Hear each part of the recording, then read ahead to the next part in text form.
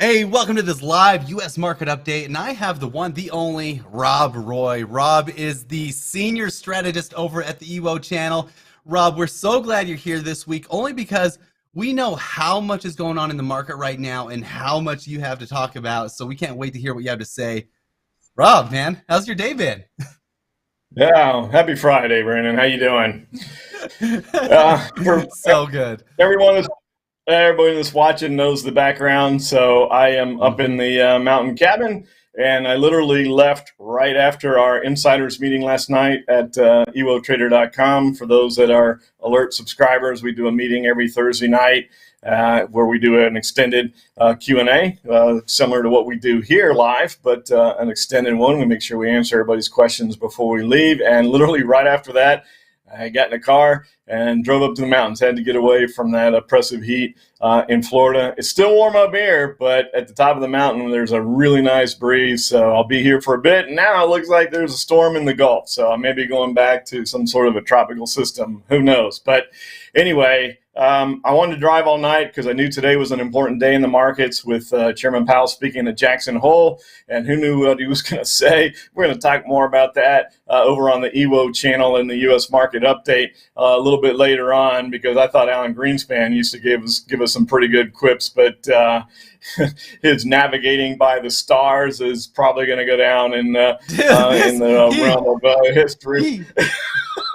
He feeds us. He feeds us full. He gives us these one-liners for the market, and you're like, dude, are you really? Oh, this is great. But it's great ammo for us, and it's entertaining at least. I don't know if we want entertainment when we're talking about the market, but at least it gives us something, to talk about. So it is. I just, it's.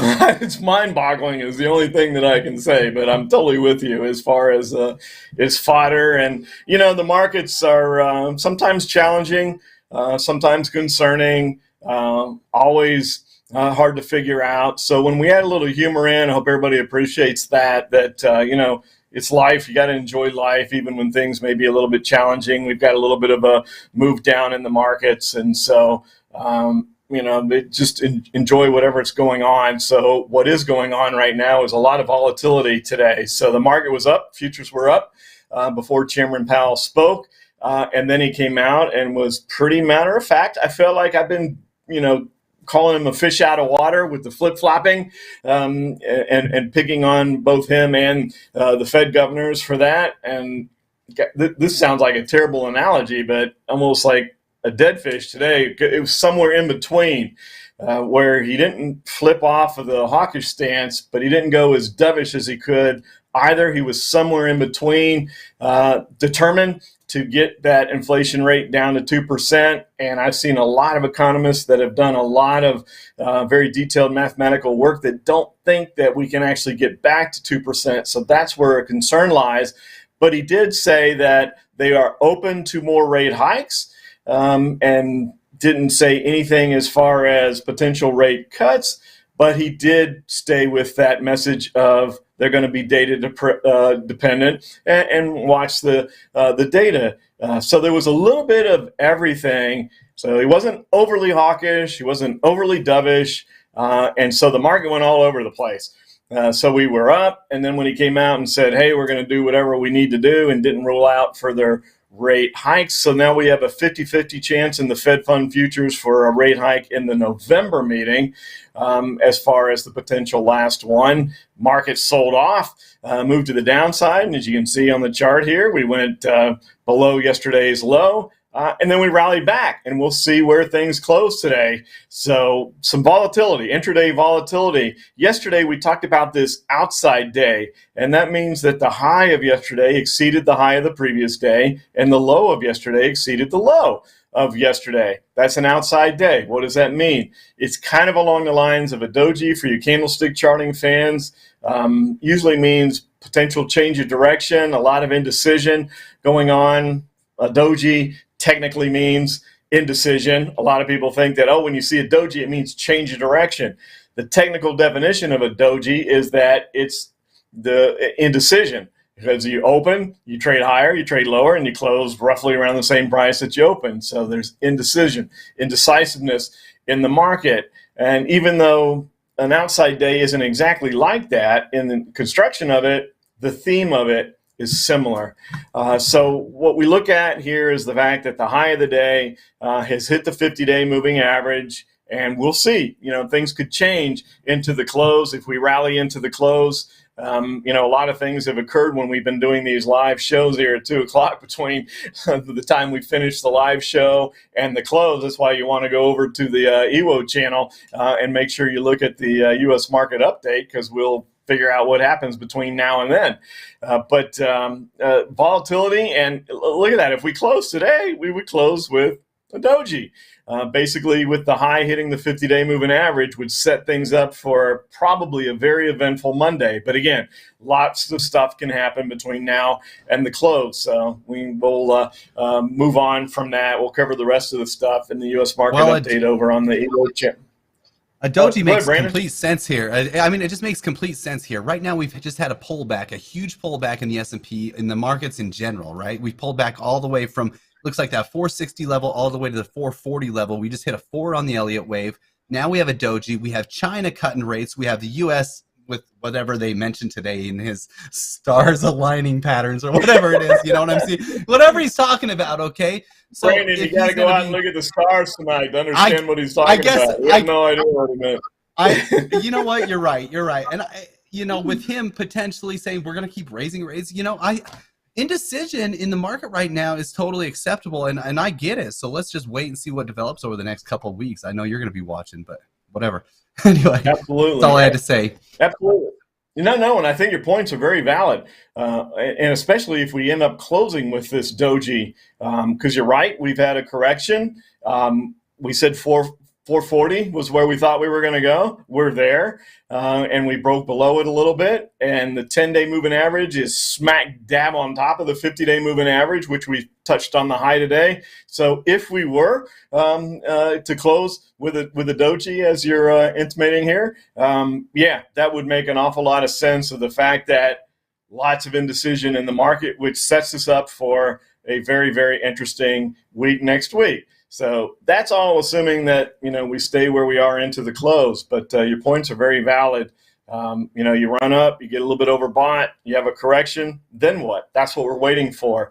And there are times when you wait for the market to tell you what the next move is. Yes, we've had a wave 4 correction. It's labeled the 4. Is that the end of it? We don't know yet. So, these are times when you let the market tell you what's going on, because nobody knows what the market's going to do, and nobody cares what anybody thinks the market's going to do. What makes people successful as traders is listening to what the market tells you and not thinking that you're smarter than the market. I learned that lesson the hard way when I first started trading. I started trading and did really well, made a lot of money, had some economic knowledge, learned more about the markets, and started thinking that I knew where the market was going to go. It was almost like I was dictating to the market where things were going to go. And the market rose up and smacked me down and said, don't forget who's boss here. And that was a hard lesson that I had to learn there. So nobody's smarter than the market. Listen to the market. Don't think that regardless of the amount of knowledge that you have, that you're smarter than the market. So the most important thing you can do to be a successful trader is listen to what the market's telling you. And right now, what the market is saying is we're in a state of flux, as you just eloquently put, Brandon. So I did want to show, before we get to the Q&A, I wanted to show NVIDIA. I figured that's probably going to be a stock of topic. We talked about it in the U.S. market update last week. I've been cautioning people. I think in this show, I believe, Brandon, last week people asked about it and wanted to know if you should go long NVIDIA in front of the earnings. And I know people were looking for some sort of a move like this. And I felt like I authored a cautionary tale of be careful, don't load the boat, don't back up the truck, whatever kind of analogy you want to utilize, that the stock is priced for perfection, and they're going to have to blow away earnings. Well, they blew away earnings. They delivered. They're the GOAT in the AI world right now. And I know that's the greatest of all time is what GOAT says, but it also implies they're the best or the top. And they are. They're number one in the AI space right now. And then they actually blew away guidance too. Futures were up The actual market futures were up. NVIDIA's futures were up, but it didn't hold. It held barely into the open, and you can see yesterday that we opened at the high and closed at the low, just like the market did. And so that's that's a little concerning, I think, which should give everybody pause, that when you're saying that a stock is priced for perfection and they come awfully close to delivering perfection, and yet that can't drive the stock higher, and then we're down today, I think it tells you that the market needs a pause. And whether or not we're done with this correction or not, we'll see over the next several days. But I think this was eye-opening, because they really couldn't have produced more than what they did. And it did look like they were going to be able to drive the stock higher, but only at the open. It got sold into immediately. Yeah, with me, Rob, just watching NVIDIA, and I watched all that play out. This became the 5th company in the world that was $1 trillion company, and it's now the 5th largest company in the world, right?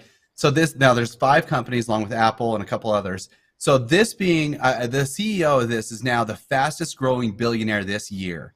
And with NVIDIA, this was more of a buy the rumor, sell the news type of thing. I think a lot of people are anticipating them to beat on the top, beat on bottom, and have the earnings that they did, giving the AI needs that are out there right now. I mean, you got microchips selling, you got GPUs selling for $40,000 right now, and they don't have the amount of chips available to even complete those orders all the way through 2024. NVIDIA is a power horse right now, but still people are going to take profits, just like you said, and they, that's what they did, I think, after earnings here.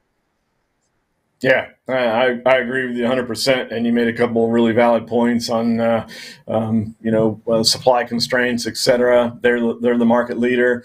They're where you want to be, and to be honest with you, Brandon, it sounds like you kind of expected them to deliver the quarter they did. I thought there was a chance that maybe they would deliver a really good quarter, but not the blowout quarter.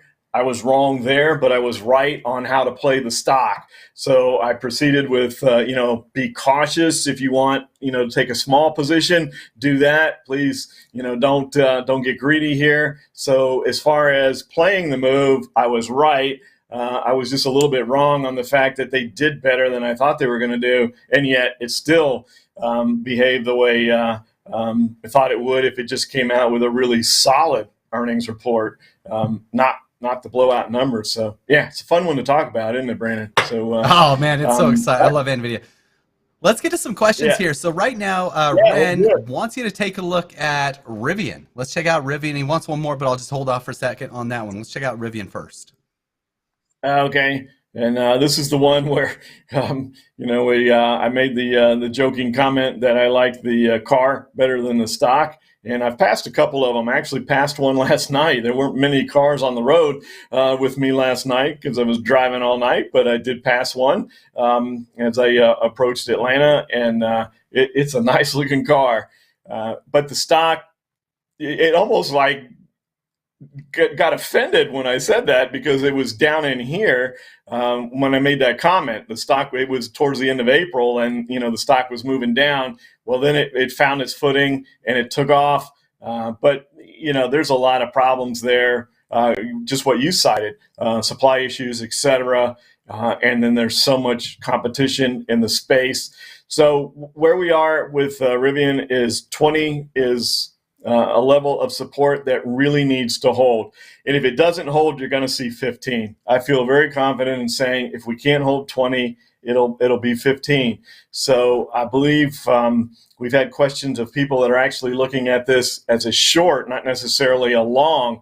So if you're long, you need it to hold above 20. And if it can bounce from here, then you may have an opportunity. If you're short, I think I would want to see it close below 20, and then I think you have a great trade, or likely very quick move back down towards 15, I think is what happens here. So again, I'm not sure if the person asking was looking long or short, but I think if you break below 20, you've got there's nothing to stop it from going to 15. I feel very confident that it breaks 20, it's going to 15.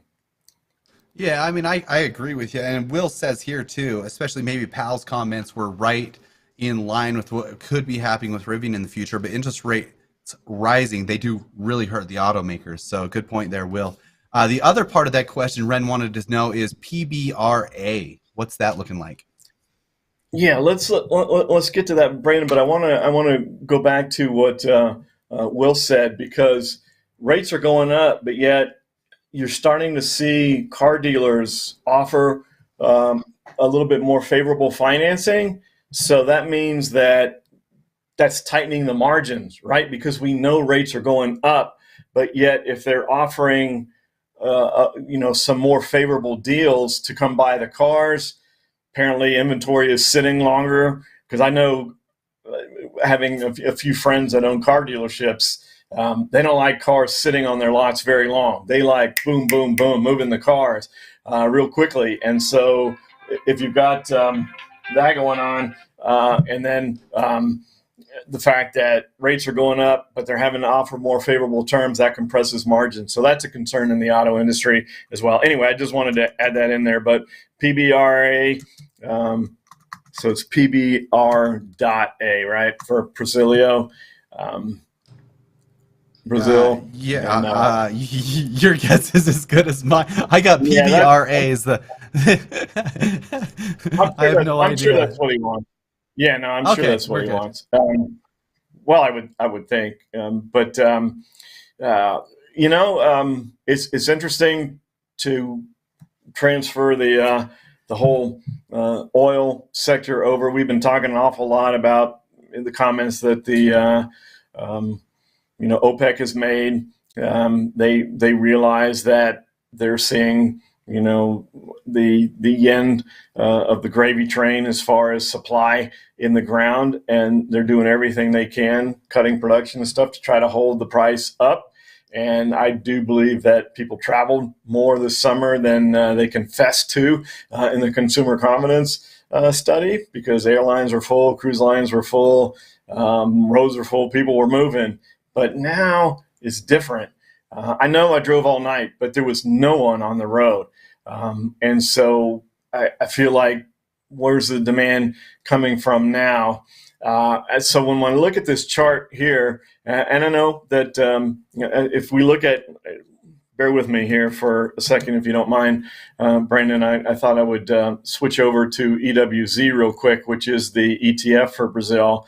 And you can see that we had a little bit of a pullback. So I'm looking at the general health of the Brazilian market. So we had a nice run. We've had a pullback, a little bit of a move back to the upside. So now if we go back and look here and you combine in what's going on in the country with what's going on with oil, you can see where it seems like we're just in a trading range here between 13 and 15. And I don't see that breaking out until something significant happens, either from the price of oil, which seems to be, it's backed off its high and stabilizing. The EWZ is backed off its high. Where's the catalyst to break it out? So for me, we're nearing the end of the time window here from an Elliott Wave standpoint. So it's running out of time to make that wave 5 high is what it means. So for me, on this one, I think we stay range bound between 13 and 15. If you break below 13, then that likely means that the price of oil is coming back down significantly, and this probably follows it. If you break above 15, then maybe we're getting a second run. Maybe the economic weakness globally isn't as bad as once feared, and you probably have a run to 17. So I know range bound is not what people want to hear. They want to know what direction we're going. But honestly, it is range bound. And other than putting something on sideways, and it's already been range bound for a couple months, which means they've taken the premium out. So it's very difficult to even put a sideways trade on here and generate any sort of a decent risk to reward. Once you get a few months in, they sucked all the premium out. So this is kind of one of those things that you just have to wait and watch. So I look for a break below 13 or a break above 15 and go directional. And other than that, I'm sorry, probably not the answer that they were looking for, but it's real. No. It's better to be real and not hide anything. Let's get 2 more in here. Let's get Harry wants to look at Apple. And then I got one more after this one. Okay. And Apple, gosh, Brandon, I've talked about how this is the most feared stock for me to short because they have so much cash, and you never know when they have their authorized buybacks that they talk about each and every quarterly earnings, but you never know when they're going to authorize a special buyback because they have so much money. Just to stick it to the shorts, basically. This goes all the way back to that whole meme stuff where, people thought they really could stick it to the shorts. Well, one of the few companies that has the legitimate financial wherewithal to do that is Apple. And if the stock starts to break down and they feel like it's a good buy, then they'll authorize an additional buyback. I don't think we're there yet. We're at 180. That's not that much off the high. So we ran right up there towards 200, got toward that big round number, and now we're kind of trying to stabilize here around the 180 level. With this wave 5 going past 100%, you don't look for that to be a move back to the previous 4. So if we take a look at the fib retracement levels, you look at the 61.8% level, which means that we could see a 165 price on Apple. And that's also where there's some support. It's above the previous wave 3. So if the market continues to stay weak, we could see 165. I really don't think we go below 165 on Apple unless all hell breaks loose in the markets. And if it does, again, you could probably rely on the Apple board to come in and authorize, further buybacks. So the issue, I always talk about this, is when you authorize these stock buybacks, you're reducing the float, and usually that works because supply demand. There's less supply. You have demand. If the demand stays the same and you have less supply, drives the price higher. But what happens is when you have a decreased float and all of a sudden you have a lot of negativity, that creates more volatility to the downside. If you get, and we're not there, but if the markets were to really get extremely negative, then you could see a more substantial move. I don't see that now. I don't see Apple doing that now, but I think you could see a 165 price on Apple without worrying about getting caught in a short covering rally. We're below the 50-day moving average.